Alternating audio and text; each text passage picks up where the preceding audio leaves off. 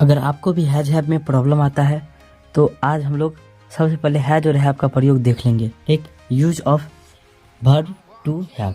ठीक, इसमें हैज और हैव है। तो सबसे पहले ये जानते हैं हम लोग कि हैज हैव का प्रयोग किस टेंस के लिए होता है। तो यह होता है पास्ट टेंस के लिए। कौन से टेंस के लिए? पास्ट टेंस के लिए। ठीक, और शैल विल होता है फ्यूचर के लिए। ठीक, अब देखिए हैज हैव का प्रयोग कहाँ कहाँ किया जाता है।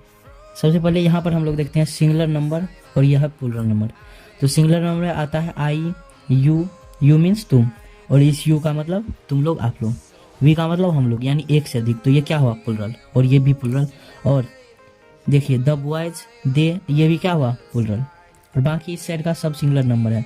तो हमको बस इतना याद रखना है कि सिर्फ थर्ड पर्सन और सिंगुलर नंबर के साथ, यानी थर्ड पर्सन सिंगुलर नंबर के साथ, थर्ड पर्सन सिंगुलर नंबर यानी कि ही, सी, इट, राम, etc, यानी कि जितना भी सिंगुलर नंबर में आएगा थर्ड पर्सन सिंगुलर नंबर, वह होगा हैज का प्रयोग। उसमें क्या होगा? उसमें प्रयोग होगा हैज का। जैसे देखते हैं हम लोग, उसके पास एक कलम है। ठीक, तो he has a pen, he has a pen. या फिर राम के पास एक कलम है, राम हैज ए पेन। तो सिर्फ थर्ड पर्सन और सिंगुलर नंबर में हैज का प्रयोग होगा। हैज का प्रयोग सिर्फ थर्ड पर्सन और सिंगुलर नंबर, यानी थर्ड पर्सन सिंगुलर नंबर में हैज का प्रयोग होगा।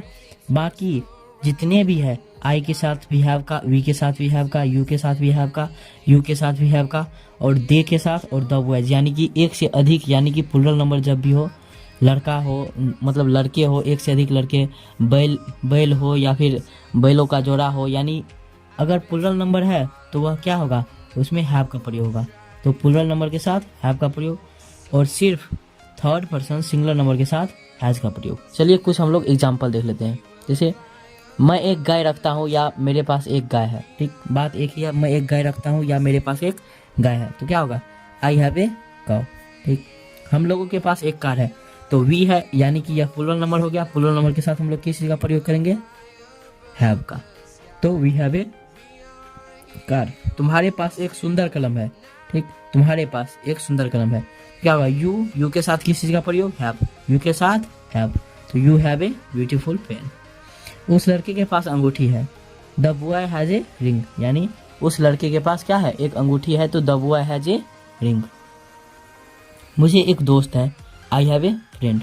मुझे एक दोस्त है, यानी आई, मुझे का आई के साथ हैव का प्रयोग। सिर्फ थर्ड पर्सन और सिंगुलर नंबर के साथ हैज का प्रयोग, बाकी सब में हैव का प्रयोग। उम्मीद करते हैं कि आपको अच्छी तरह से समझ में आ गया होगा। अगर फिर भी कोई प्रॉब्लम है तो कृपया कमेंट करके ज़रूर बताएं। वीडियो को शेयर और सब्सक्राइब चैनल को ज़रूर करें। धन्यवाद।